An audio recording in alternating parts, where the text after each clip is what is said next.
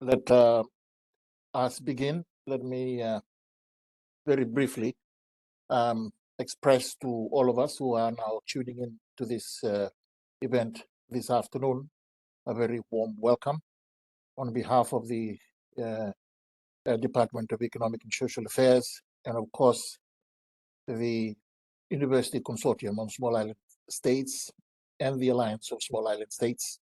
Welcome all of you to this side event, which we are now holding in the margin of the STI Forum 2023.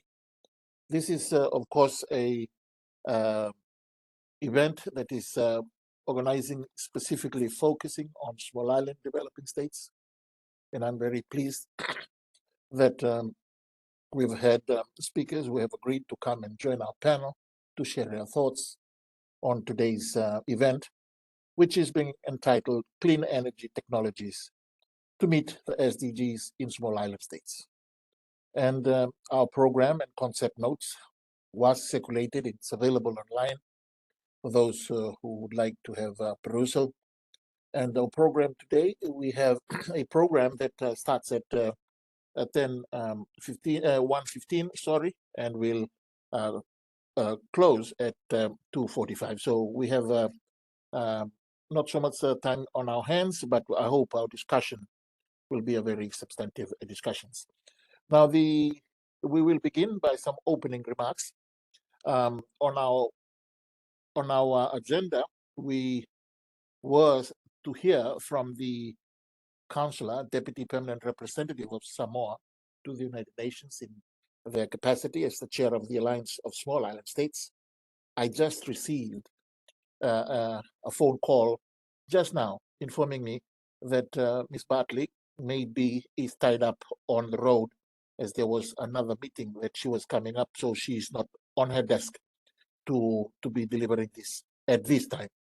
She may join us later, but right now, so I will then request Ms. Maria Francesca Spatolisano, Assistant Secretary General for Policy Coordination and Interagency Affairs at the United Nations Department of Economic and Social Affairs, to deliver an opening remarks. And I would like also to extend to you, ma'am, a very warm welcome. Thank you. You have the floor. Thank you, Sai, and Excellencies, distinguished participants, ladies and gentlemen, on behalf of you and DESA, I welcome you all to this important side event. I want to start by thanking our co-organizers, the Alliance of Small Island States, the AOSIS, represented in a minute by Ms. Matilda Bartley, the Deputy Permanent Representative of Samoa as chair of the AOSIS, and Dr. Kalim Shah, the International Coordinator for the University Consortium of Small Island States. I extend a special word of appreciation to the panelists. They will be sharing their thoughts on the 5 questions that are to be discussed under the general theme of clean energy technologies to meet SDGs in small island developing states. Let me share a few thoughts to help to set the context of today's conversation. The STI Forum is a component of the UN Technology Facilitation Mechanism, which has its origins in the Addis Ababa Action Agenda, as you know, and was later launched in 2015 under the 2030 Agenda. The forum provides a venue for facilitating interaction, matchmaking, and the establishment of networks between relevant stakeholders and multi-stakeholder partnerships as well. The discussion at the forum contributes to identifying and examining technology needs and gaps, including on scientific cooperation, innovation, and capacity building. Equally important, the forum seeks to help facilitate development, transfer, and dissemination of relevant technologies for the SDGs. These objectives resonate with the unique needs of small island developing states. And we know that science, technology, and innovation are essential enablers and drivers for sustainable development. We also know that access by SEEDs to appropriate, reliable, affordable, modern, and environmentally sound technologies is critical to achieving their sustainable development objectives. Such an access plays an enabling role, indeed, in fostering an environment that provides incentives for innovation and entrepreneurship in SEEDs. Many SEEDs, in fact, have abundant renewable energy resources, such as wind, solar, geothermal, and hydropower, which can be harnessed to meet energy demand sustainably. Additionally, sustainable energy transitions in islands can create new economic opportunities, can reduce dependence on fossil fuels, and improve the resilience of island communities. Advanced technologies such as smart grids, energy storage systems, and energy management systems can improve the efficiency and reliability of energy systems in islands. Remote monitoring and control technologies can also facilitate the integration of renewable energy sources into island energy systems. And furthermore, innovative technologies such as hydrogen production and storage, wave and tidal power, and artificial intelligence, if the right governance is in place, can offer additional solutions for sustainable energy transitions. Colleagues, for SEEDs to effectively tap into these resources, international partnerships will be instrumental. Such partnerships should bring on board governments, development partners, but also business, scientific and technological communities, as well as local communities in SEEDs. I hope that this side event, taking place at a time when the official preparation for the 4th International Conference on SEEDs is to be launched, can afford a timely opportunity for a focused discussion on how to enhance SEEDs access to and utilization of sustainable energy technologies. Please use the STI Forum to discuss concrete how-to actions and solutions that will amplify the opportunities for access to sustainable energy in SEEDs and that will bring tangible improvements in the lives and livelihoods of people in SEEDs. I look forward to today's discussion and I thank you. I thank the Assistant Secretary General, Ms. Spartalisano, for her opening remarks. Thank you very much, Madam, for those encouraging words and those words of advice, particularly those referring to small island developing states and how partnerships will be instrumental for them to realize their energy potentials and needs. I will now invite Dr. Khalim Shah to make a statement. Dr. Shah, for those of us who may not know him, is a very well-known thought leader in public policy, in regulation and governance in small islands and small island states. As an institutional theorist, his research addresses science-based policy and innovative regulatory design for climate change, clean technology, industrialization, and circular economies. He is currently the Professor of Energy and Environmental Policy at the Joseph R. Biden Jr. School of Public Policy and Administration in the University of Delaware, where he heads the Island Policy Lab. He is the coordinator of the University Consortium for Small Island States and the immediate past president of the Interdisciplinary Environmental Association and a lead author of the United Nations Global Environmental Outlook Report. With over 50 peer-reviewed academic research articles, Dr. Shah is well known for knowledge innovation, include his legitimacy gap in technology-based public-private partnerships, his institutional archetype theory of societal climate technology adoptions, and his triple stream climate governance model for constrained small economy. So, Dr. Shah, you are indeed a friend of SIDS in your role as the coordinator, international coordinator for the University Consortium, we are really looking forward and are very pleased that we are partnering with you today. And now you have a moment to share with us a remark. Thank you. Thank you, Chair. It's a pleasure to be here, Assistant Secretary General, distinguished colleagues, panelists. Um, we're here again today, continuing the discussion regarding clean energy transitions, in particular technology in our small island countries. And it's a pleasure to represent the University Consortium here today.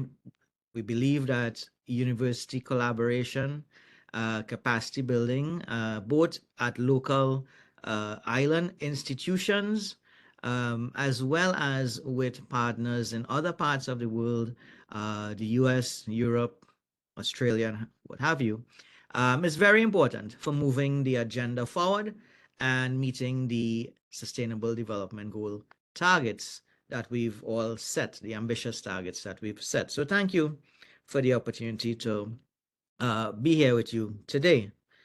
And one of my remarks, I always try to remind everyone when we have these kinds of conversations that center around technology advancement and the application of technologies, that we also have to be reminded that the energy transition is not just about technology, but it is also, especially in island contexts, about the ways that we interact with technology, the ways that we live, the ways we work, and the ways we interact with the environment, also very important.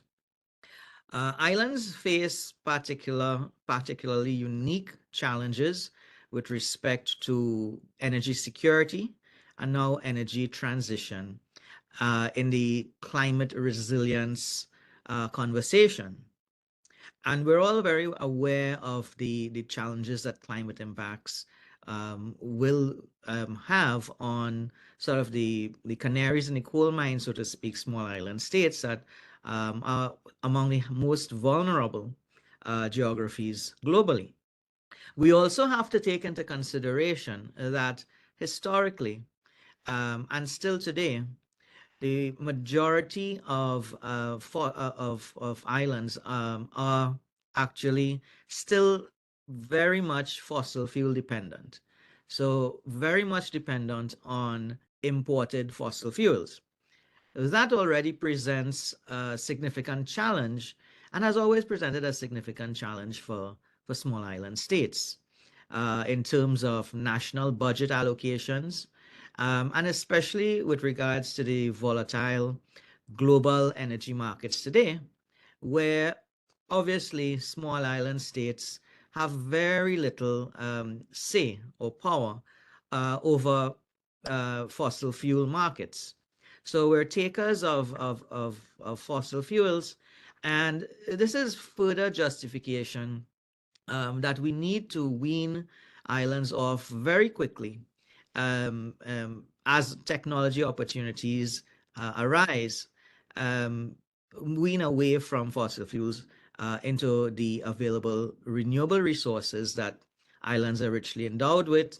Assistant Secretary General mentioned solar, wind, geothermal, and others coming on stream. So we do have these unique opportunities to move forward in those ways. I just want to say a point on the matter of financing. So financing is critical for moving the clean energy transition revolution forward in islands. There has been significant amounts of financing available to islands, but still not enough. In the last decade, for example, the Inter-American Development Bank has poured about $6 billion into energy transition in the Caribbean. Similarly, the Asian Development Bank has put about $3 billion into the Pacific SIDS. And still, this is almost a drop in the bucket for us to move the agenda forward. A little bit on the role of our education, higher education institutions with regards to the energy transition.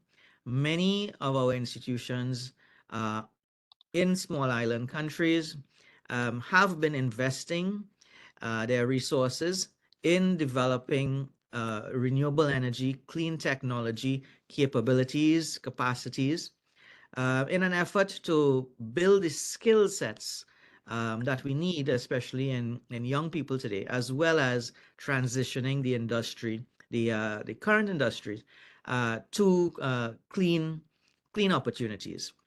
We're also investing a lot in research and development and capacity building for technology advancement. And just to say, amongst the consortium, the University Consortium of Small Island States, for example, the University of the West Indies has established a Center for Renewable Energy and Energy Efficiency, advancing the renewable energy and policy development in the Caribbean region.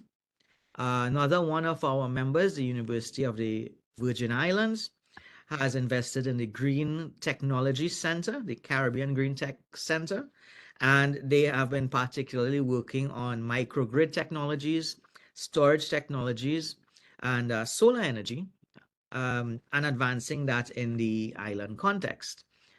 Another founding member of our consortium, the University of Malta, has just established an Institute for Sustainable Energy that promotes smart grid technology, research and development, and energy efficiency, where they're working with the government of Malta to install energy efficient technologies in buildings.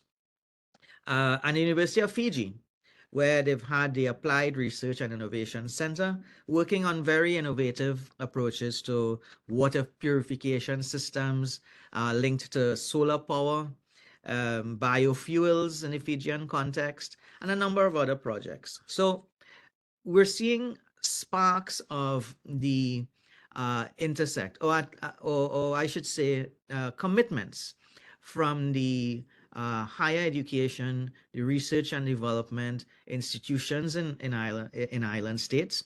And at my own institution here at the University of Delaware, the Island Policy Lab, we work on the technology science policy interface. Also remembering that oftentimes key to the absorption of these clean technologies, the diffusion and the expansion, often the key often lies in institutional and regulatory change.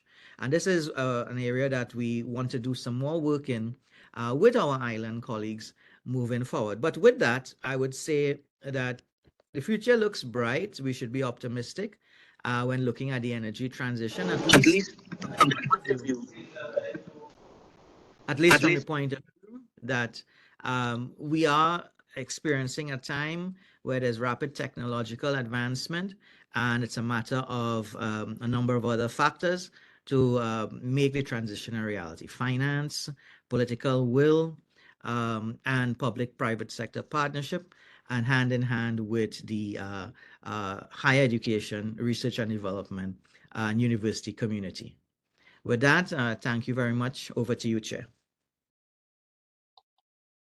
Thank you kindly, Dr. Shah, for those remarks. We really appreciate those words, and also looking forward to your contribution in the discussions later on in this conversation. Now, colleagues, distinguished delegates, I will now invite us to move into our panel discussion.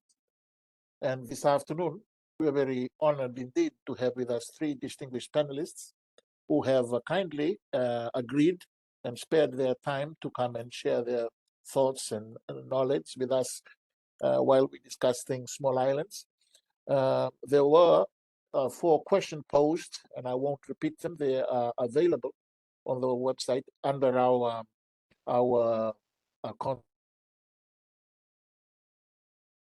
speakers will be speaking on these questions this afternoon, and I invite participants, if you have any questions while you hear them, you may very well put them on the chat or in the discussion space, raise your hand and pose your questions then. So we will proceed in that way. I have our panelists this afternoon is Dr. Sarah Tarab, Dr. Dinesh Shurup, and Dr. Scott McDonald.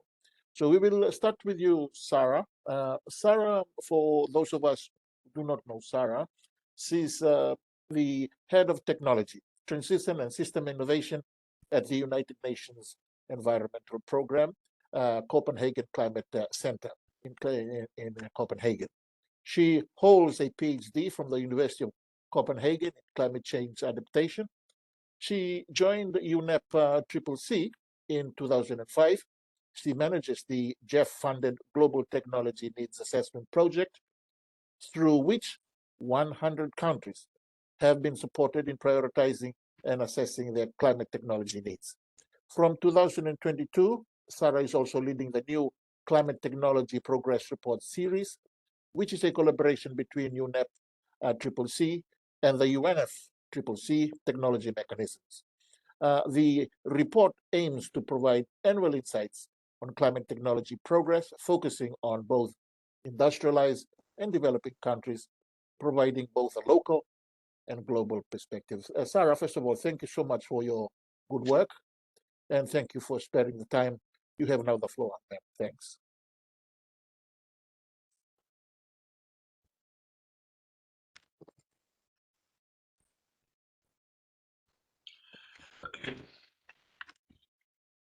Sarah, I am not hearing you. I have the feeling that probably all your other colleagues are not hearing you.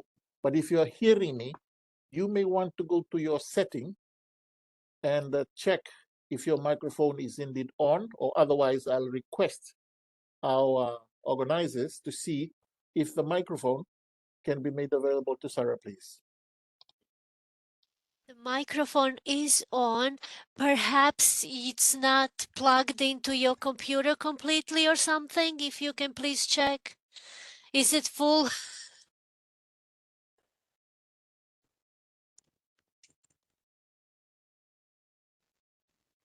All right. No, Sarah, you are talking away. We can tell that you are talking, but we cannot hear you. I at least cannot hear you. So let me see. There is a mechanism on your that talks about all those settings. Maybe you want to play around with them. If you About this one, do you hear me now? now we can hear you. Oh, Please go fantastic. right ahead. Sorry, I was trying to say go to the next one. I'll try to come back later, but I'm happy No, that you hear me now. Please, So Sarah, thank you so please. much. Yes, thank you so much, distinguished guests and colleagues here, and thank you so much for the invitation to speak at this very interesting event. Let me try to share my screen, and maybe you can, let's see, confirm whether you see my slides. It looks like this. If you're not, can you see my slides? Beautiful. Yes, Go right I ahead. see you, exactly. Okay, thank you so much. So thanks so much for the invitation to this session today here. And as my experience is building quite a lot on our work with supporting countries and also including small islands in identifying their technology needs, this is what I will take starting point in bringing information to this discussion. So at the UNEP Copenhagen Climate Center, we have since 2009 supported, as you rightly said, close to 100 countries by now. Many of these are also small islands. I believe we have at least 26 small island countries that are, or small islands that have been part of the project. And as we speak, we are actually preparing a fifth round, including 17 additional countries, of which we have 3 seats included in that round who have not yet undertaken their technology needs assessment. If I go to the next slide, I would like to explain you a bit about the process, because I think it also relates quite well to what we've just heard from our previous interventions, that it's not just about the technology, it is as much about the surrounding environment, the way we work with it, interact with it, and all the developmental impacts that the technologies may have if rightly diffused and uptaken. So in the technology needs assessment process, as we call it, we have several steps. And as the first step, we have the identification and prioritization of technologies within key sectors. This is really relying on a number of criteria reflecting local national context, but also not only climate aspects, but as much developmental, economic, financial, and other benefits. So it's a process that takes part or has a central focus on technologies, but really brings the technologies on the forefront that have larger developmental impacts. So as a first step, countries identify technologies, prioritize them based on a set of criteria using what we call a multi-criteria analysis, which is then influenced by this through stakeholder engagement and combined with data available for technologies. As a second step, then once countries have identified their priority technologies, typically for two sectors, for adaptation, typically two for mitigation, we go further into the process by analyzing what hinders the further uptake and diffusion of the key technologies. And in this language, we speak about technology transfer, but it is as much about diffusion and uptake. So it might as well be a technology that is already existing in a country, and what hinders the further uptake of this technology. And by this, we also speak about the enabling environments. And it is in these enabling environments that we find challenges that are hindering this transfer and diffusion and uptake of technologies. I'll come more into that in one of the next slides. Then as a third step, we talk about technology action plans, which are really a programmatic approach to how to roll out these technologies within a country. I should say that within this project, as of now, we work with the University of South Pacific based in Fiji to support the countries in the Pacific region. And we also work with the Asian Institute of Technology, with ENDA in Senegal, with University of South Africa, but also with University of West Indies based in Jamaica. So all these are our regional partners that work with the national teams, because this is a process driven by countries. It is to a large extent a capacity building exercise, capacitating national stakeholders to do the assessment. So these assessments are not done by us, but we capacitate the countries to actually undertake such assessments. And importantly, in the later years, this process has fed into developing also NDCs and other planning tools at the country level. So if I go to the next slide, just to give you an idea, and I know that this session focuses on clean energy technologies, but to illustrate what countries focus on, here this reflects the assessments from 26 small islands, and you can see their priorities for adaptation, whereas around 65% of the countries identified each agriculture and water as key priority sectors, and then coastal zones obviously as the third priority sector. If we speak about mitigation, clearly the energy sector is prioritized by around 76% of the countries, or speaking about the small islands. And then we have transport, which also includes transport on water, etc. So looking more into the energy sector for the small islands, you can see here what type of technologies that were prioritized by the countries taking part in this process so far.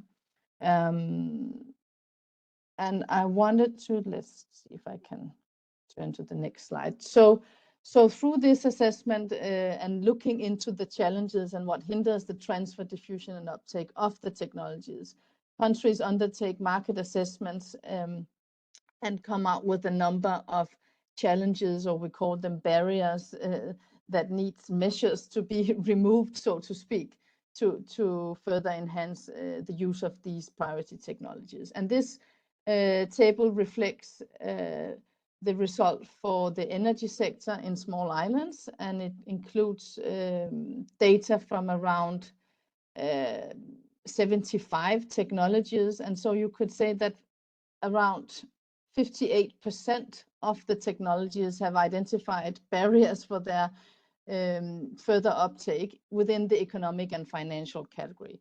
And this could, for example, be high cost of of maintenance, of high upfront cost, but also high cost of finance, taking loans to actually obtain such technologies. Then we have a large number of challenges within the legal and regulatory category, which could, for example, be land policies, if there's competing rights over lands, land tenure policies as examples. Then we have technical challenges, information and awareness, human skills, etc. So these are the challenges that are identified for the technologies that are of priority to the small islands so far being part of the project.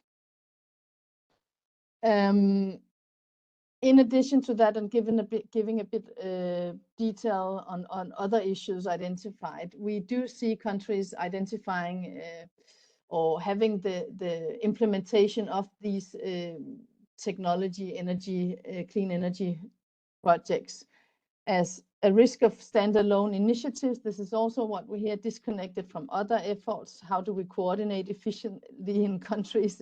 I think that's the case. It's not a special case for small islands, but it's definitely a challenge. Then we have the level of and quality and depth of background assessments. I think it's quite a challenge having data, having good examples to learn from each other, etc. Then something we experience is also the engagement of sectoral experts. In small islands, we have smaller populations than in many other countries. And obviously, there's also a high competition for the good experts being available to support specific initiatives. Always the question of engagement of stakeholders, and that is as well valuable also for the private sector. How do we engage the private sector? That keeps being a real challenge that we still haven't unlocked. You could say if we have the perfect market conditions and the demand and supply is functioning, then it shouldn't be a problem. But somehow it doesn't really work oftentimes. And then, of course, there is the question of the political support and engagement of donors and investors that keeps also being a challenge for countries. Then just before I end my presentation and hand it back to you, Sai, I just wanted to mention, as you also mentioned in my introduction, that we have started a new collaboration last year with the Climate Technology Center and Network, which is the implementation arm of the technology mechanism of the UNFCCC, but also with the Technology Executive Committee, which is the policy arm. So with these two bodies of the technology mechanism of the convention, we do work on this new program or report series that actually goes into detail on trying to assess what progress is being made, what has enabled it, where are the gaps, and how can we better enhance climate technology development and transfer. And it's very difficult also because I think, you know, what is our understanding of what is a technology? Where do we set the boundaries, and how do we measure such progress? But it's not least important for the global, but also we hope to at least contribute to bridging the divide between the very high level discussions and what happens at the country level. So this is something we struggle with, I would like to say, and that we are working towards finding good metrics also that we would like to present in this report. So I will stop here and hand it back to you, Sai. Thank you so much. Thank you kindly, Sarah, for that very informative presentations. I'm sure there's a number of representatives of small islands who are joining us today have found your presentation on technology needs assessment progress and those processes you've highlighted very informing, and they will be encouraged to ask questions if they do, to put it on the chat. And also thank you, Sarah. Now we are going to move on to our second panelist. We have also with us here today Dr. Dinesh Swarup. Dr. Swarup is indeed he is the associate professor from the University of Mauritius, He's also serving as the Pro Vice Chancellor, Planning and Resource of that particular university. Welcome in, sir. I know the timing is very difficult in your part of the world. We are grateful that you can spare this moment to speak to us at this ungodly hour in the morning in Mauritius. But let me just inform colleagues a bit about yourself. You will, of course, have this Bachelor of Engineering in Chemical and Environmental Engineering and a PhD as well in Environmental Engineering. You were a project manager for the Small Developing Island Renewable Energy Knowledge and Technology Transfer Network, the DIRECT, some of us probably know that, and a project coordinator of the Lifelong Learning on Energy Access, Security and Efficiency Project, the L3 project. You are currently now the consultant in the industrial waste and energy system with the United Nations and of course with the World Bank. You are a member of the Energy Modeling Platform for Africa and a member of the International Conference on Energy, Environment and Climate Change. You are doing good work, we acknowledge, and also we are very happy to have you share your thoughts as an islander in this very important topic for our islands. Thank you kindly, Professor. You have the floor. Thank you very much, Chair. It is indeed a great pleasure to be on this forum. Unlike the previous speaker, Sarah, I don't have any PowerPoint presentation, so I'll just share my thought about the different topics. So first of all, thank you very much. It is indeed a honor to be part here. So when we are talking about clean energy technologies in small island states, there are several issues that we need to consider, that we need to understand. Islands, they are unique in itself, they are isolated, they are remote from the main continent. However, despite all the differences, despite all the different challenges that we have, there are many strengths. And I will just start by the positive note about the strengths of small island developing states. The first thing is that many islands have abundant renewable energy resources, such as solar, wind, hydro, which can be harnessed for sustainable energy transition. The small size of islands also means that it is easier to implement sustainable energy solution on a manageable scale, which can be more effective and cost efficient. And at the same time, those who have been working in islands will acknowledge that many island communities have a strong sense of community and identity, which can be leveraged to drive sustainable energy transition. So basically, broadly, these are the strengths of island states. However, we acknowledge that we also have lots of limitation, lots of weakness, and some of the limitation are mainly the financial and technical resources. So there is a limited financial and technical resources, which can make it challenging to implement the sustainable energy transition or the clean energy implementation of clean energy technologies in islands. As I said initially, island states are isolated, they are remote. So the remote location of many islands can make it difficult to access technology, expertise, and resources. And perhaps one of the biggest weaknesses is that many islands are heavily dependent on important fossil fuels for electricity generation, which can be expensive and also environmentally damaging. So the thing is that many islands don't have the resources on the island, so it has to be imported, and the freight associated with those importation is quite huge, making the production cost high. However, we do have lots of opportunities. Islands are popular tourist destinations, which can create opportunities for sustainable energy transitions through the development of ecotourism and sustainable tourism practices. The limited resources and small scale of many islands can create opportunities for innovation and experimentation with new technology, sustainable technology solutions. And sustainable energy transition can also help islands to achieve greater energy independence and reduce their dependence on important fossil fuels. Having going through the strength, weakness, and opportunities, you will agree with me that there are many threats as well. And the threats are mainly with respect to climate change. Many islands are highly vulnerable to the impact of climate change, such as sea level rise and extreme weather events, which can undermine sustainable energy transitions. There are also economic challenges, which is another threat.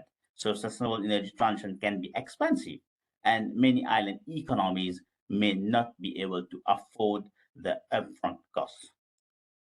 Not in all islands, but some islands may face political instability and conflict that can also undermine energy transition by creating an unsustainable business environment and disrupting energy infrastructure. So these are just some examples of strength, weakness, opportunities, and threat to energy transition in islands. So the specific circumstances of each island will vary, and it is important to take a nuanced and context-specific approach to sustainable energy transition. Now, we have looked at the different contexts. We have looked at the strength, the weakness, and the opportunities. Let's see how technology and innovation in energy production, storage, and transmission, making the sustainable energy transition more financially realistic. The changing technology and innovation in energy production, storage, and transmission are playing a critical role in making sustainable energy transition more financially realistic and equitable. So, firstly, advances in renewable energy technologies have significantly reduced the cost of energy production from sources such as solar, wind, and geothermal, making it more affordable for island communities to generate clean energy. Now, these technologies are becoming increasingly efficient, reliable, and cost effective, making them a viable alternative to traditional fossil fuel. Secondly, advancement in energy storage technologies such as battery storage are allowing island societies to store and utilize energy more efficiently. This is particularly important for islands which often have limited energy grids and can experience intermittent energy supply due to factors such as weather patterns. Now, with energy storage, island can store excess energy produced during times of high renewable energy output and utilize it during times of low output or high demand. So basically, for example, in the case of a PV, in the energy produced during the day can be stored and it can be used in the evening. Thirdly, innovation in energy transmission technologies such as smart grids are allowing island communities to better manage and distribute energy. Now, smart grids can enable more efficient and flexible use of renewable energy, providing greater control over energy supply and demand. And this can help to reduce energy costs and increase the reliability of the energy supply. Finally, the use of decentralized energy systems such as microgrids can provide island communities with greater energy independence and resilience. Now, these systems enable energy production and storage at local level, reducing reliance on central grids and external energy sources. All these technological advancement and innovations are making sustainable energy transition more financially realistic and equitable for island society. By reducing the cost of energy production, increasing efficiency in energy storage and transmission, and providing greater energy independence, island communities are better equipped to transition towards a sustainable energy future. And this will not only benefit the environment, but also provide social and economic benefits at large. To come up with policy, regulatory, and institutional framework, we need to look at the gaps, to understand the gaps so that we can bridge the gaps. There are several gaps that need to be filled in policy, regulatory, and institutional frameworks to promote sustainable energy in islands. And this gap includes, among others, first, lack of clear policy and regulatory frameworks. Many islands lack clear policy that prioritize sustainable energy development. This can create uncertainty and discourage investment in sustainable energy projects. We also have limited institutional capacity. So many islands lack the institutional capacity to plan, implement, and manage sustainable energy projects. This can result in inefficient project implementation and management, which can increase costs, reduce the effectiveness of sustainable energy interventions. We also have inadequate financial mechanism. So financing sustainable energy projects can be challenging, particularly in island states with limited resources, financial resources. There is a need for innovative financing mechanism that can mobilize public and private capital to support sustainable energy transition. And finally, many islands face challenge in accessing the technology and expertise needed to implement sustainable energy solutions. This can be due to the lack of infrastructure, limited human resources, or high costs of importing technology. So to fill these gaps, there is a need for a comprehensive and coordinated approach to sustainable energy development in islands, and this can involve development of clear policy and regulatory framework that prioritize sustainable energy development, capacity building for institutions and individuals involved in sustainable energy development. This includes training programs and knowledge sharing initiatives, development of innovative financing mechanism that can mobilize public and private capital support, establishment of partnership between island governments, international organizations, and private sector to facilitate technology transfer, knowledge sharing, and collaboration. By addressing these gaps and implementing these strategies, island communities can be better equipped to transition towards a sustainable energy future with greater energy security, reduce energy costs, and improve the quality of life at a large. So finally, the current and unforeseeable global energy upheaval is likely to have both positive and negative impacts on energy security in islands. And I'll just go very quickly through the different impacts, both positive and negative. The positive impacts are mainly increased access to renewable energy sources. That is, the transition to sustainable energy sources can increase access to renewable energy sources such as wind, solar, hydro, reducing dependence on important fossil fuels. Renewable energy sources are becoming increasingly cost competitive, which can reduce energy costs for island communities. Sustainable energy sources can enhance energy security by reducing dependence on important fossil fuels and increasing resilience to external shocks such as supply disruption or price volatility. The transition to sustainable energy sources can also improve air quality and public health by reducing air pollution and greenhouse gas emissions.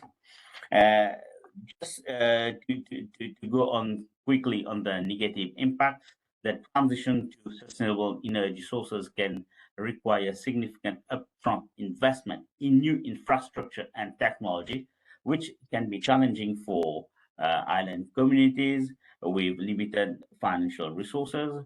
Many islands face challenges in accessing technology and expertise, as I said earlier.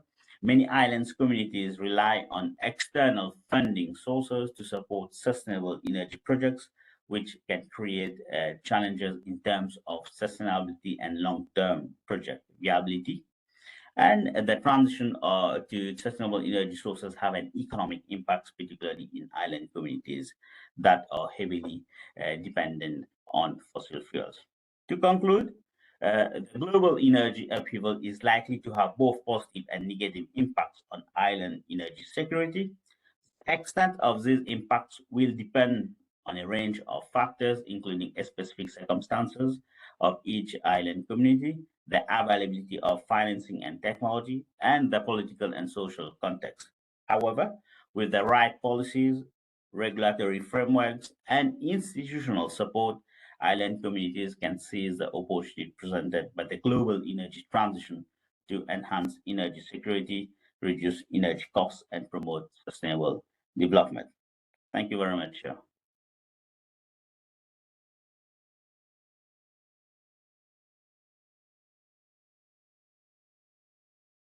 Chief, we can't hear you. Something must be.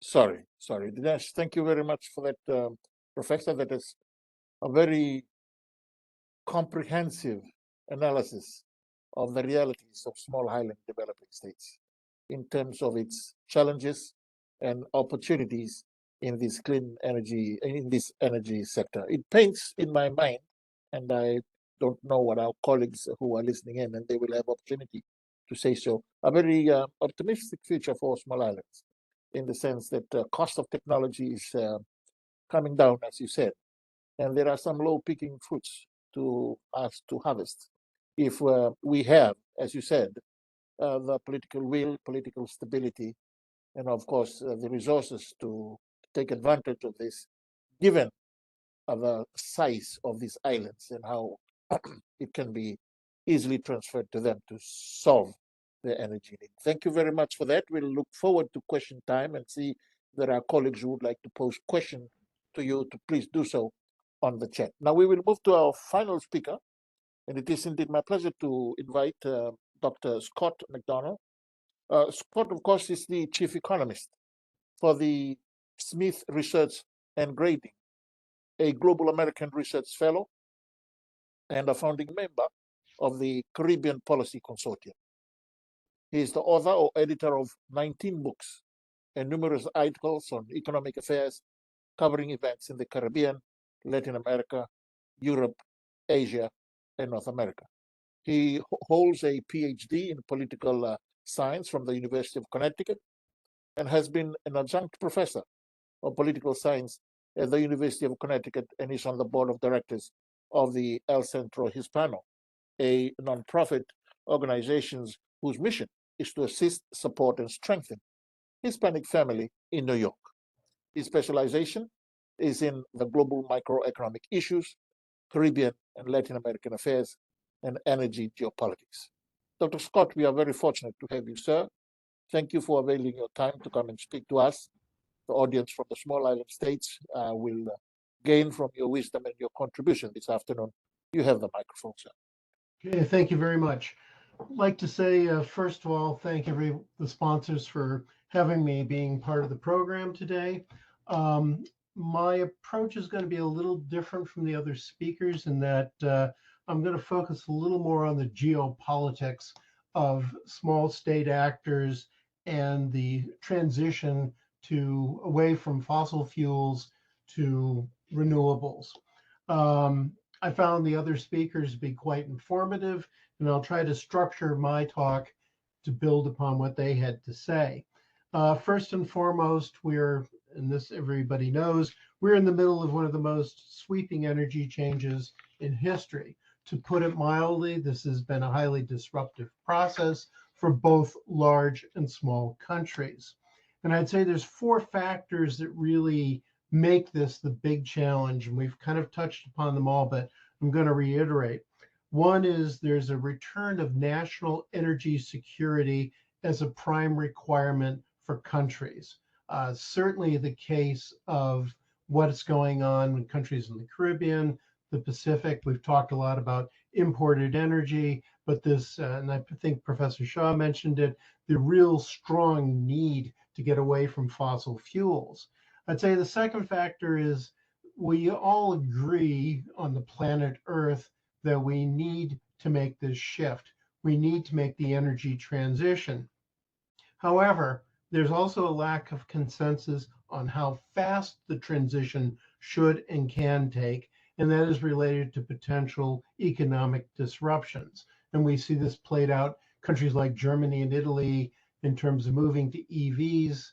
There's a resistance because of their auto industries, their employment, their policy environment.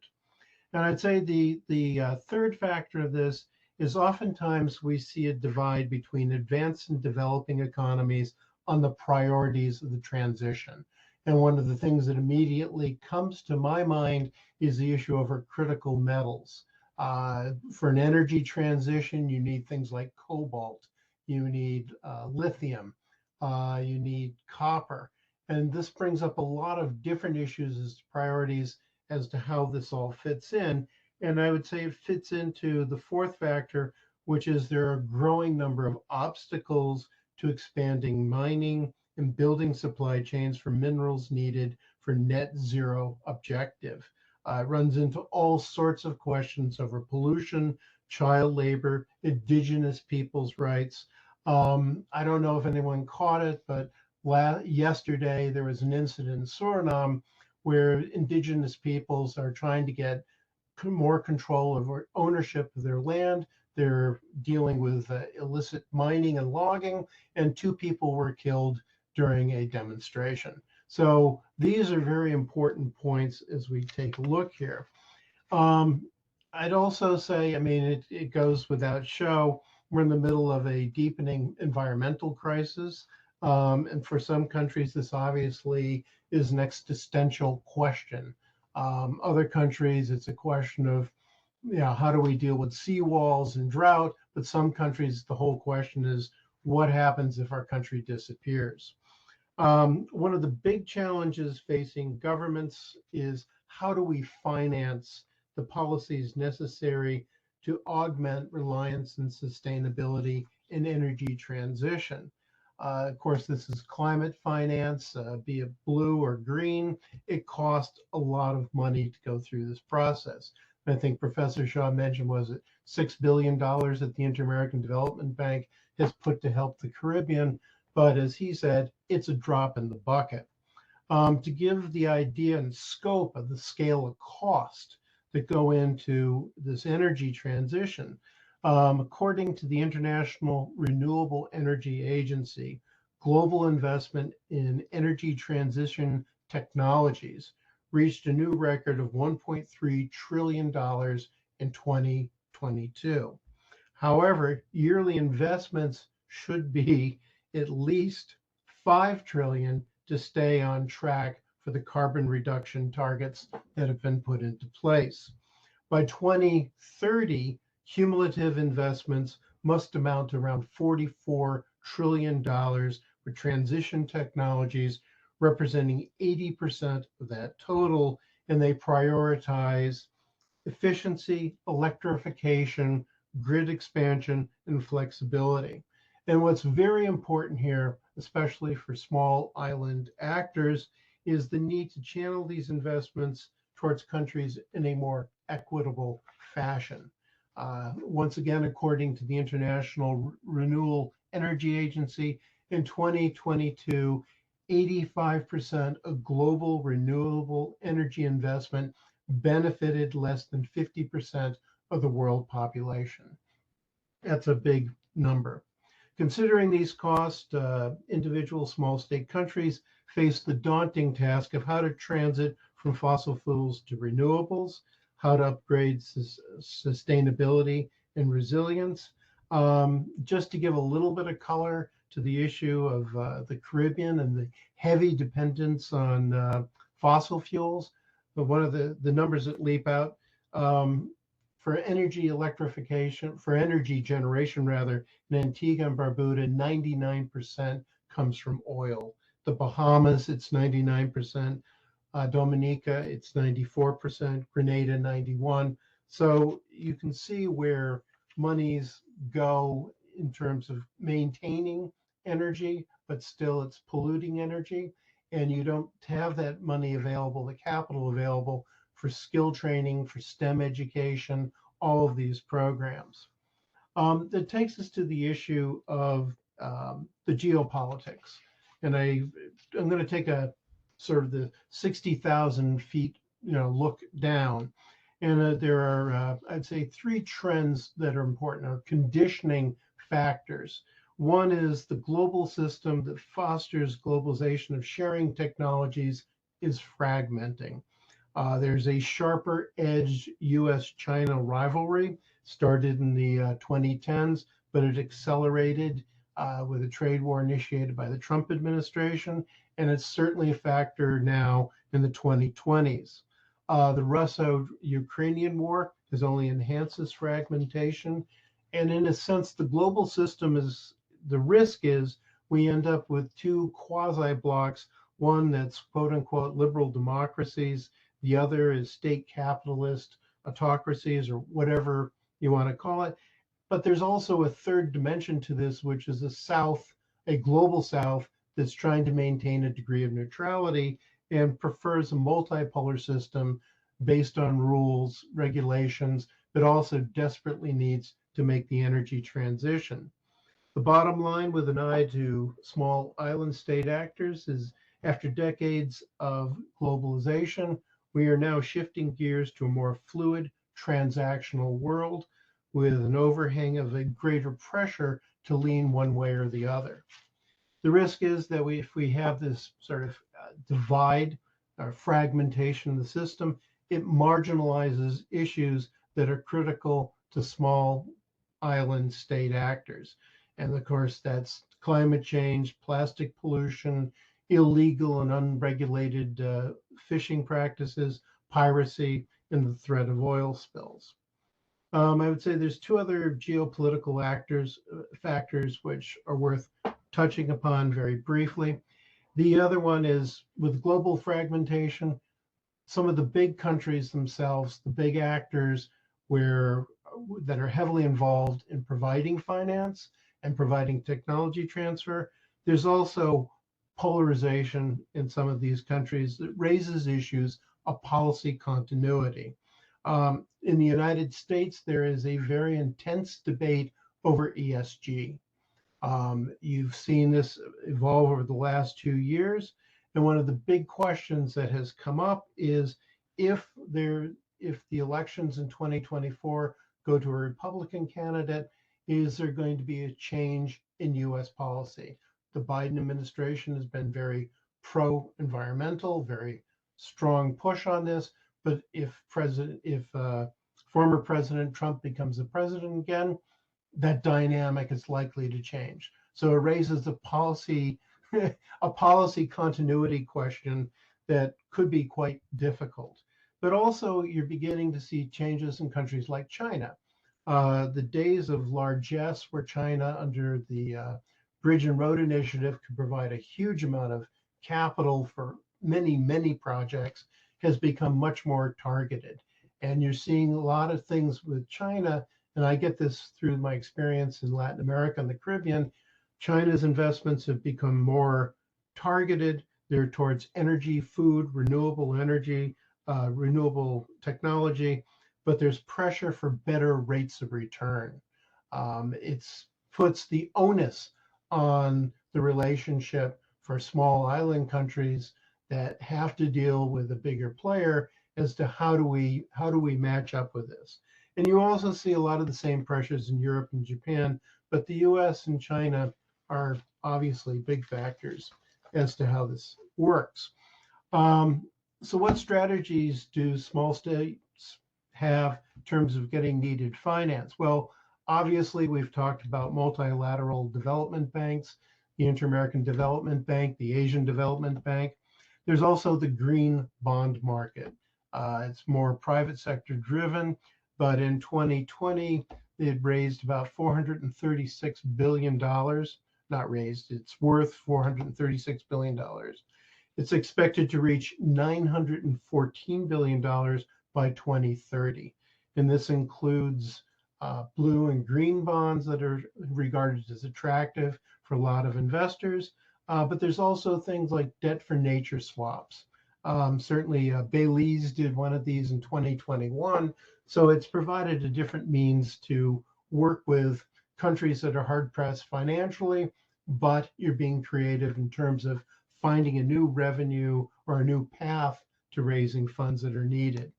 The bottom line in all this, and it's been alluded to and directed by other speakers, the most important strategy, though, going forward is to have a unified, coordinated front.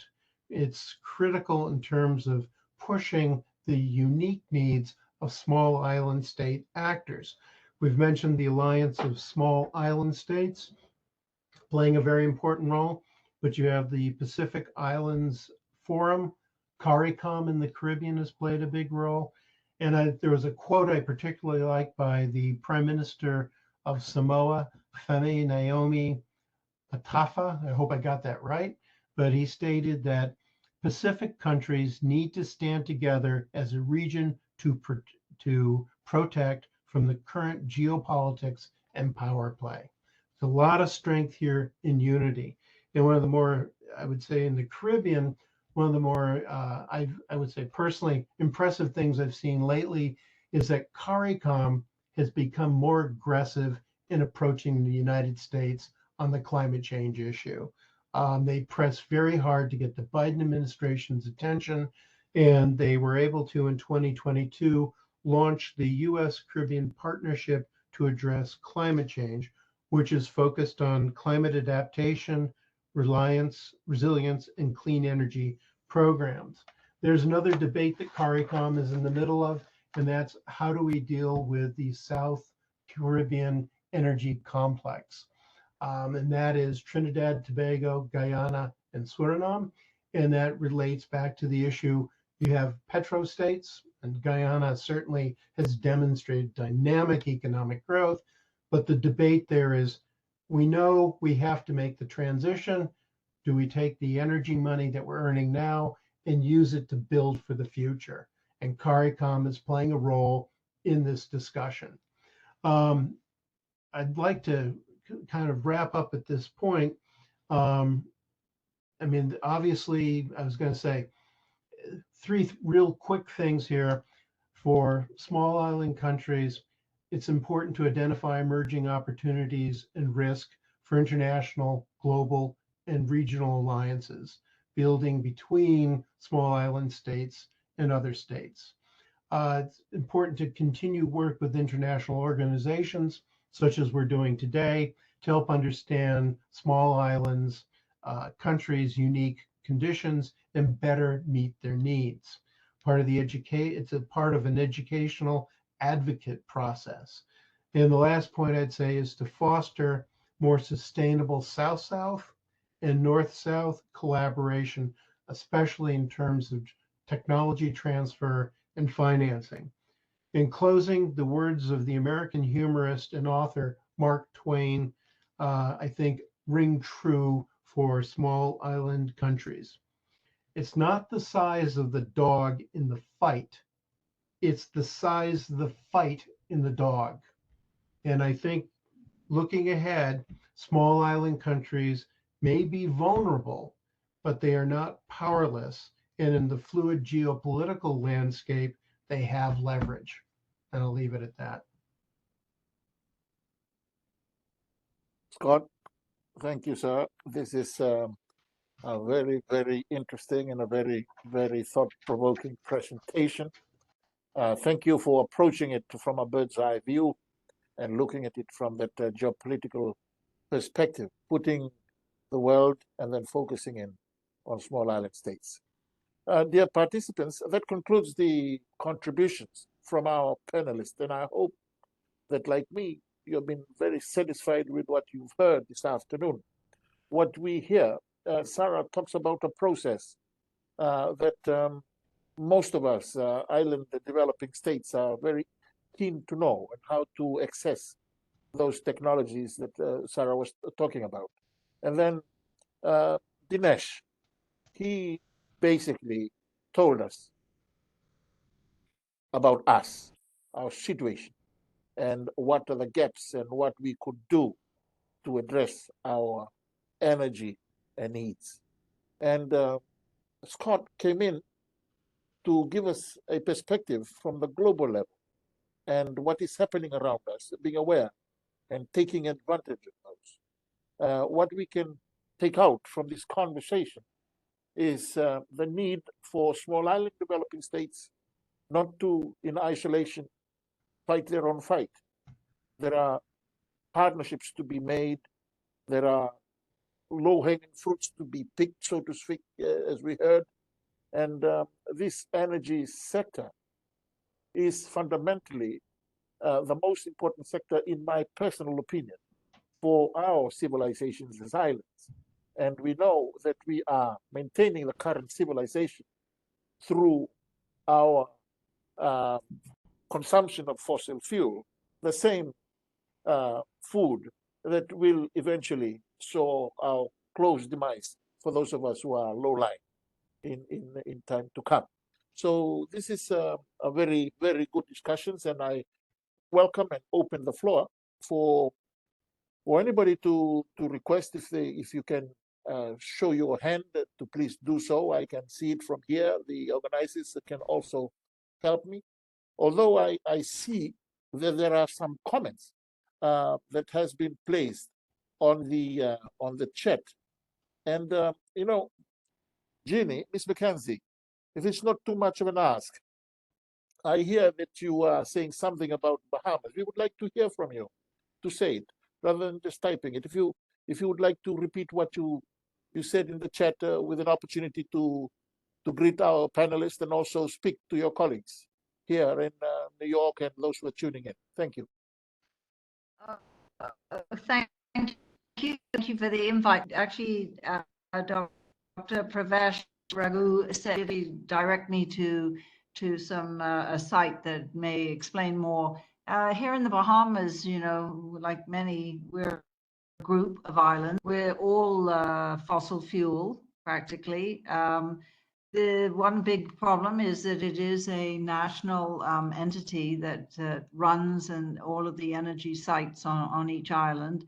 So it's under a government a ministry, though they speak to it as though it was a separate entity. It's not separate enough to make over the years good and informed decisions that would have kept us up to date and moving forward.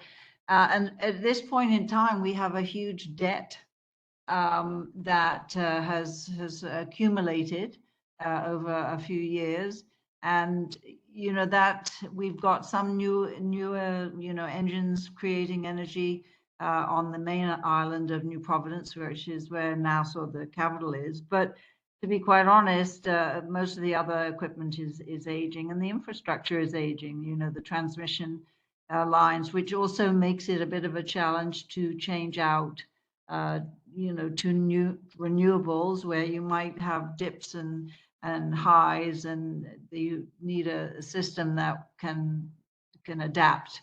And that's, I think, one of the big things for us is that right now we struggle with the debt. We're certainly trying to make, you know, there's a little more incentive now to encourage people to go with the solar, but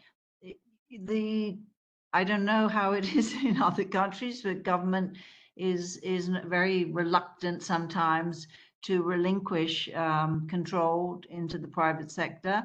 And then, as I say, they can't see how to bridge that gap by people getting off the grid, then they lose big customers. So it's a dilemma. And I'll read the site that Dr. Raghu gave to see what is being suggested to solve this kind of dilemma. Thank you so much. It's been very interesting. Thank you, Ms. McKinney. This is nice to hear your contribution from the Bahamas. And I hope our panelists and Dr. Shah are listening in. If you want to make comments on this when I give you the opportunity, that you jump right in. I also see two hands up now. Ms. Dubri Arti, nice to see you, ma'am, from ACLEC, and also Jermaine Adeyanju. I see both of you, but before I come to both of you, I heard earlier Rick, you posted something for Mr. McDonald. I'll give you this opportunity to say it out loud to colleagues also.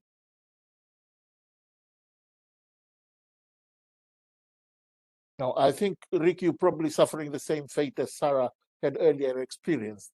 We can't hear you. That Right. better? That works? Yes, please. Sorry about that. Too much listening, not much talking. So my question is this: the Bridgetown Initiative is out there that Mia Motley has been brought forward from from Barbados, and I'm interested in Dr. McDonald's perspective on what impact he sees that having, potentially bringing in private equity, but also to maybe speed and scale up investment into renewables. And then curious, maybe what other things aside from what the Bridgetown Initiative does, taking the load off of the existing debt from recovery monies from the development banks. Just interested in that, putting that dynamic out there and see what you may have to say about that. Excellent question, Rick. Scott, hold on your thought, please, sir. We'll come to you precisely on that question. I see RT and Jermaine. I want to ask them to ask their questions before we come to the panelists. Please also think about the question of debt. That is very serious amongst small island developing states, and how that could be addressed. Because with debt lingering, transitioning to this type of clean energy will be a struggle continuously. Now, Arti, please. Hi, good afternoon, everyone, and thank you. I'm coming from the Economic Commission for Latin America and the Caribbean, Port of Spain office. So very much that the small island states of the Caribbean are in our portfolios. I have a question. We did a study last year looking at science, technology, and innovation, and focused on how countries are addressing the transition technology for energy efficiency, but through an STI approach. And out of that study, which I will share on the link, and often we saw that technology transfer, especially for energy, are project driven and very little contribution from the country, from the member state level, particularly on the science and technology interface. The end result, therefore, is that when projects are completed and the ribbons are cut, the sustainability of the technology through national capacity is then a big challenge for many countries. So we end up with obsolete resources very quickly because of limited local ownership and limited national capacity for the maintenance of these extremely expensive technologies. And then also what we found from those study that the research and development component from the country level in the adaptation of technology is also not in any way measurable. So I just wanted to comment on those as we take forward our recommendation that there must be mechanism to ensure a higher degree of country ownership through the universities and through the technical vocational training institution, so that we can maintain the technology and the purpose that they are serving, and of course building ownership at the country level. Just my contribution based on the work that we did last year for our Caribbean region. And thank you for the opportunity. I pass back to you, Mr. Chair. Thank you. Arti, thank you very much for your intervention. It is really welcomed. I noticed that the University Consortium for Small Island States are here, hearing that particular contribution from you. And I'm also inviting the panelists, if anybody who would like to address that particular aspect from RT, you're most welcome to do so. But our last question now is from Jermaine. Jermaine, please.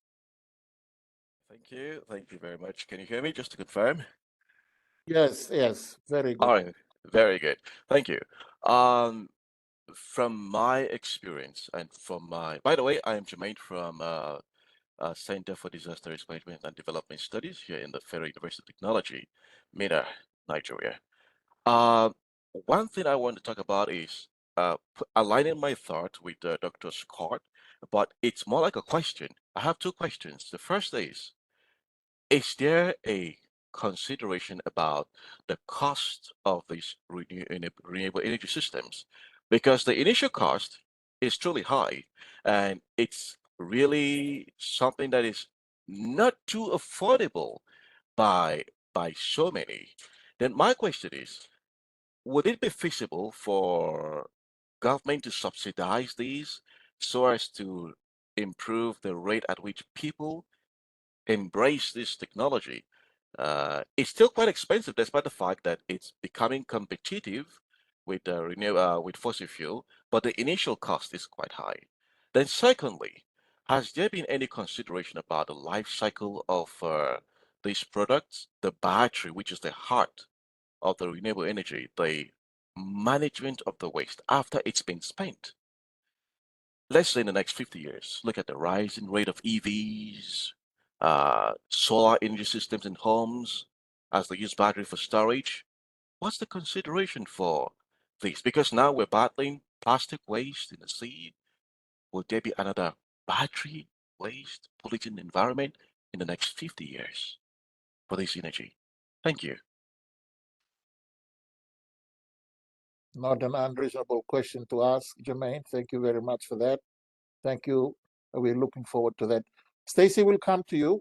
Let me now open up the floor to any of our panelists if they wish to make comments on those questions, please. Now I see, Scott, you're talking, but your microphone is still unmuted. If you can unmute yourself, please, and then. How's that? Good, very good. Thank you. Okay. Well, there are two kind of questions directed my way. Bridgetown Initiative, I think it's a great start. Mia Motley certainly is a good advocate for small island countries. She's taken an aggressive approach. Barbados already has done a better job than most Caribbean countries in terms of reducing the fossil fuel or oil. I think the breakdown is it's 90% oil, 5% natural gas, 5% renewables. Obviously, there's a long distance to go, but you're seeing that this is a good discussion, and the rest of the region is listening to this.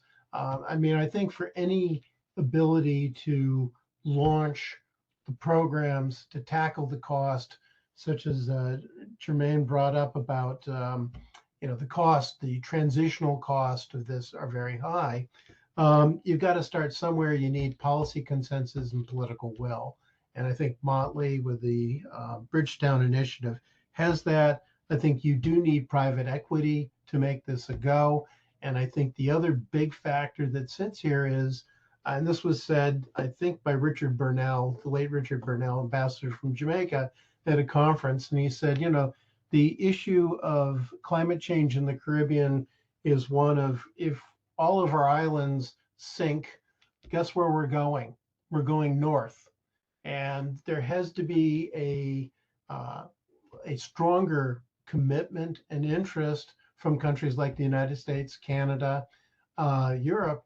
They have to be stakeholders in this process as well.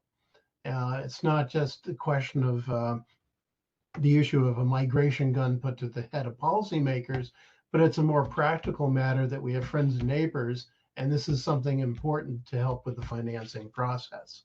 What I also thought was interesting, the debt issue. We can't escape the debt issue. I am a very firm believer. I forget who it was, the lady from Bahamas mentioned transmission lines, aging infrastructure, the whole issue of how do we go about this, batteries, all this stuff. Right now, everything is being pushed forward in terms of policies, and like lithium batteries is a good example of this.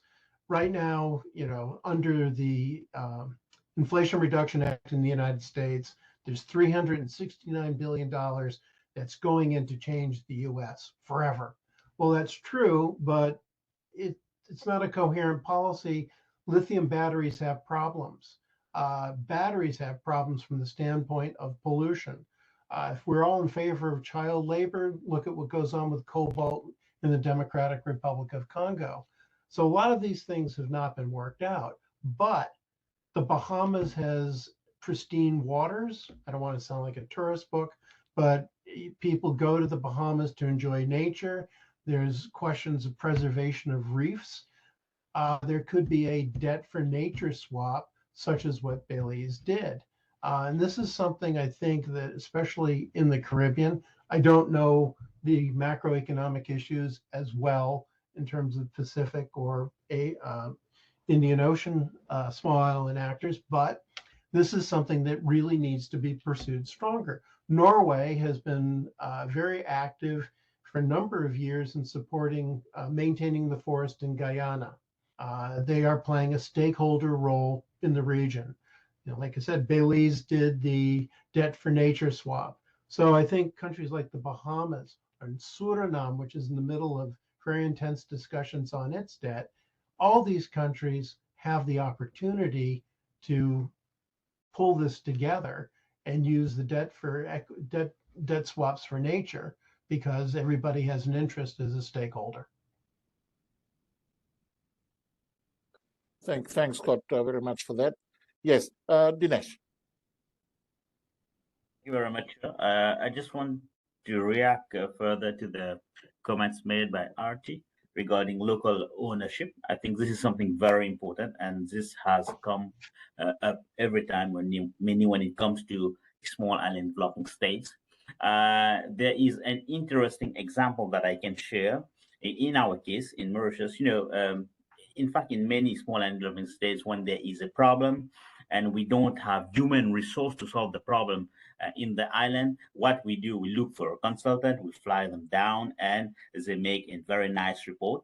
And sometimes we implement those reports, sometimes it's just shelf.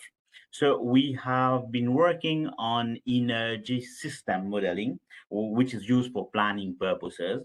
And similarly, there is not much capacity in many islands. And we have developed an energy modeling platforms along with UN, with several colleagues in Europe. In fact, the guys from KTH are leading it. And we are giving training on how to build those energy models. And those training are given to people in the island. So basically what we are doing, we are training people in institutions which are going to be used as training for trainers. So currently, we are very glad to share that in Mauritius, we have got those training at the University of Mauritius, and we are using it to build local capacities. And also, we have been sharing and building the capacities to colleagues in other islands like Réunion Islands and Seychelles, which they are using those tools. So local ownership is very important, and this can only happen when you take the locals on board in solving those problems. Thank you.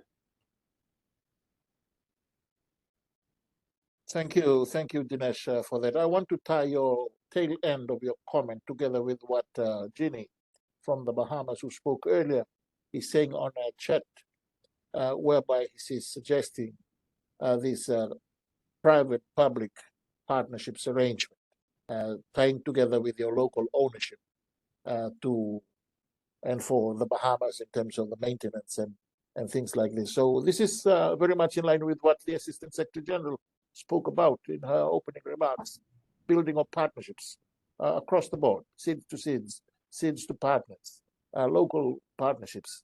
So, Stacey, I see that you've turned on your video, your camera. Does this suggest that you want to come in now, or would you like me to wait and then ask Stacey and Carl to probe their question first before you can come in? Sarah? I think he meant Sarah, yes. I mean, Sarah, yes. Okay, no. So, Sarah, we'll just have Stacey and have Carl, and then I will have you and Dr. Shah to comment. Stacey, please. Hi there. Thanks very much for taking my question. My name is Stacey Alvarez. I'm based in Barbados. I'm a consultant, an environmental consultant, and my background is in law and education and policy. I wanted to know if we have covered this. I joined the discussion late, unfortunately, but I didn't know if we had covered taking things a bit further from, say, local and country ownership to indigenous ownership, particularly when it comes to resources and the fossil fuel situation that's happening in Guyana, where we have to consider the needs and the rights of not just local stakeholders, but indigenous stakeholders and indigenous people in the region. So I wondered what policy frameworks or what consideration was being given to this as something that is, I think, quite a pressing issue in the region. Thank you. Good question, Stacy. Hold it there. Let me ask Carl. Carl, please. Mr. Probert. Good morning. Sorry, I joined a bit late as well. So I'm from the Sustainable Sea Transport Initiative in Fiji. We're basically trying to innovate in the sustainable sea transport space, but thinking about it in a different way, understanding that the solution is not necessarily vessel-based, but it's the entire supply chain that we've got to address to really solve this issue. But I think we kind of feel that you know, it would be great if there's a lot of innovation and iteration of the applied technologies in the small island developing states. You know, a lot of times there's an idea to bring some technology from that's been developed overseas that looks amazing, but you know, then you've got to build the capacity for it. You know, then you've got to maintain it. It is project based. There is no preventative maintenance sort of plan, and then understandings of ownership. So I think that if, you know, if we could really, even in the Pacific, if we really could have quite a good innovation hub where the solutions are that, you know, developed and are very applicable, and we at the same time as we're innovating, we are training the base. I think it would make a big difference. Thank you. That's my comment. Carl, thank you very much for joining us from the Pacific. This is appreciated contribution from Fiji there, and yes, indicating the importance of local ownerships. Now, there's one more hand before I come to you, Sarah and Dr. Shah. Guyana, Karen Adams, please, you have the floor. Hi, present good day, everyone. So my question or query is, what policy is there in place tailored towards biodiversity, specifically animals or wildlife, as it relates to the sustainable goal and the energy, the whole renewable energy and so forth? How or what policies in place? Because these are things which are also affected.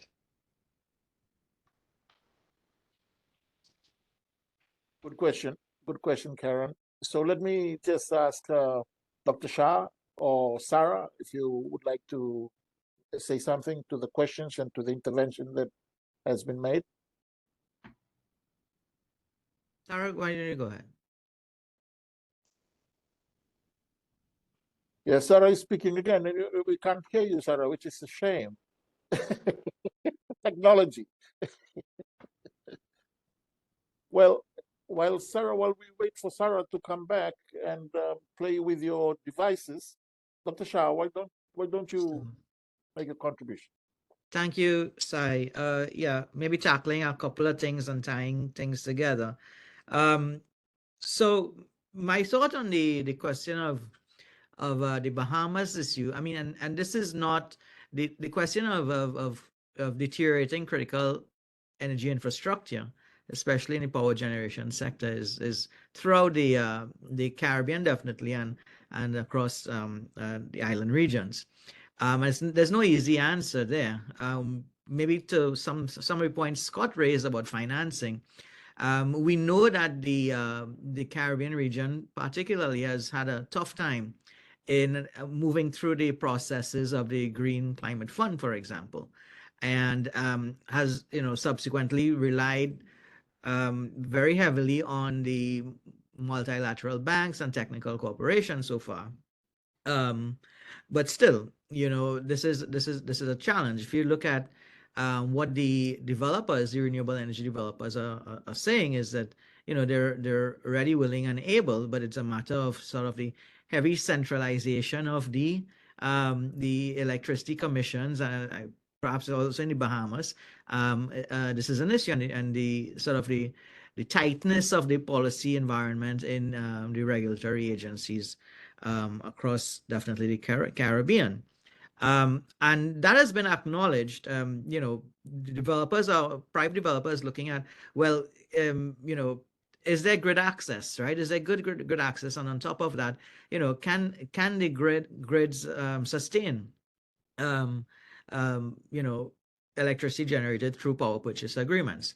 A solution to that, or a partial solution so far, has been through, in the Caribbean, through CARICOM, which has set up a program for integrated resource planning in the power generation sector, specifically helping CARICOM countries to develop equitable and progressive-looking power purchase agreements and so on.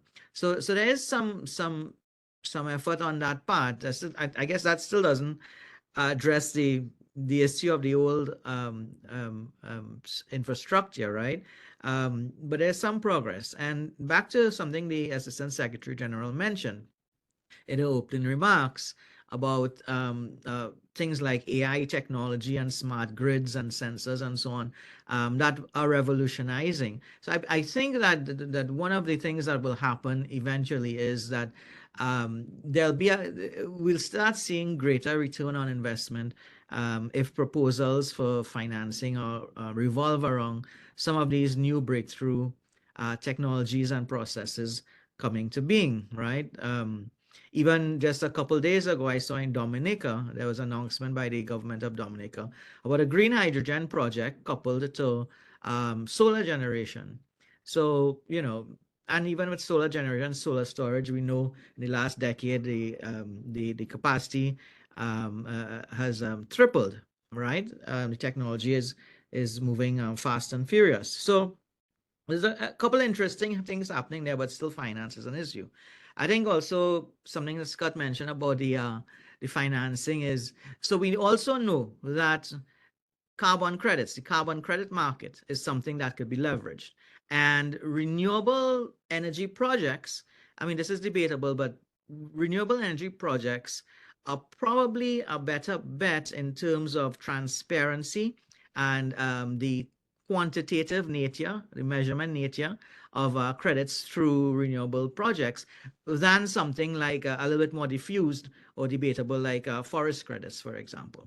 So I still think also renewable projects might, you know, there might be an avenue to financing through the carbon credit market as well, especially for small islands.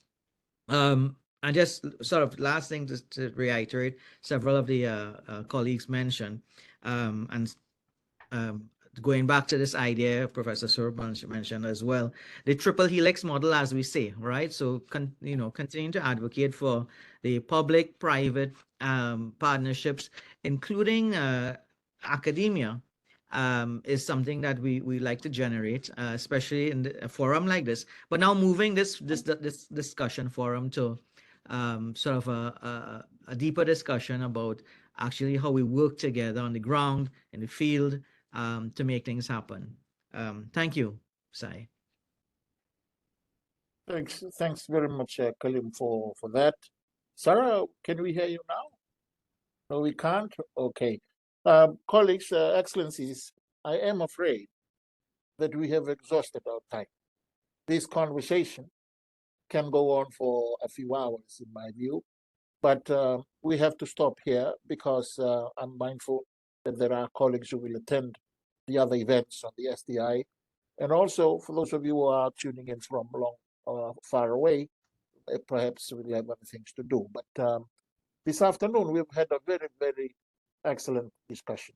The energy, the clean energy transitions in SIDS is an important aspect for these islands in their sustainable development. It's an engine room issue for them. And the conversation that we have had today, contributions from Dr. Terup and from Dr. Swarup and Dr. McDonald this afternoon was greatly appreciated. The intervention made by Dr. Kalim Shah and also the involvement of the small island university consortium. This is the type of institutions that we would like to encourage, because this is where the genesis of conversation, thinking, taking place in the islands. And I'm glad that Dinesh is here. He's from the University of Mauritius. They were a founding member of this university consortium, and working together with the University of Delaware. We're trying to encourage really the university consortium for small islands to move beyond the traditional university of the West Indies, the University of the South Pacific, to rope in board other universities that have now sprouted out in our regions, and also to include others who are willing to support small islands and are not necessarily small island universities, but the likes of the Delawares and the other bigger universities from other developed countries. And we are encouraging that partnerships to take place. But for the discussion this afternoon, I think for the purpose of what we are trying to achieve, colleagues will know that the General Assembly has agreed that next year, 2024, there will be the 4th International Conference on Small Island Developing States in Antigua and Barbuda. Now we are looking at somewhere in June next year for that conference to take place. But before that, the United Nations has also agreed that this year, before September, we must conclude regional preparatory meetings for that particular conference and an interregional meetings. Now, in that sense, we have now have some host country come forward. Dinesh, you might be happy to say that your government, Mauritius, has agreed to host the Atlantic Ocean, Indian Ocean, and South China Sea SIDS preparatory meetings in Mauritius. This from the week of the 24th of July. And for those colleagues, Scott, and colleagues in the Caribbean, the Caribbean preparatory meeting will take place in St. Vincent and the Grenadines on the week of the 7th of August. And then those of us from the Pacific might be interested to know that the SIDS preparatory meeting in the Pacific SIDS, will take place in Port Vila, Vanuatu on the week on the 16th of August, thereabouts. So, or one of those days. So we will have it in Port Vila, St. Vincent, and Mauritius. The interregional meeting, where all these 3 regional SIDS will come together, will take place in Capo Verde, and this is somewhere in the first week of September this year. Now, there will be talks of thematic issues that are very important to small islands. Energy is one of them. From what I'm hearing the ambassadors here talk about and the leaders of small islands, they do not want the outcome document of the 4th conference to be another convoluted text-rich document, but action-oriented, result-based aimed type of document that can assist, accelerate the implementation of the Samoa pathway and also of the Sustainable Development Goals. And I'm happy to say that our conversation this afternoon has contributed somehow to that spirit as we prepare for the 4th conference.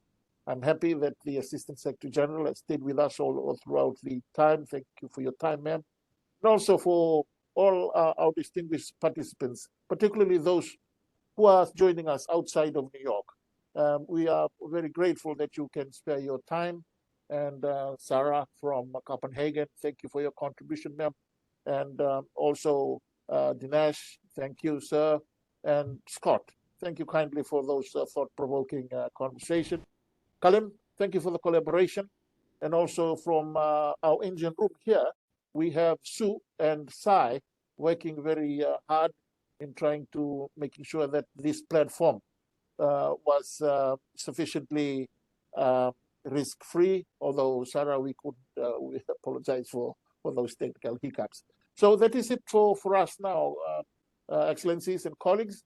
We trust that you have a remainder of the day, a pleasant one, and a very warm greetings and a good afternoon from New York. Thank you.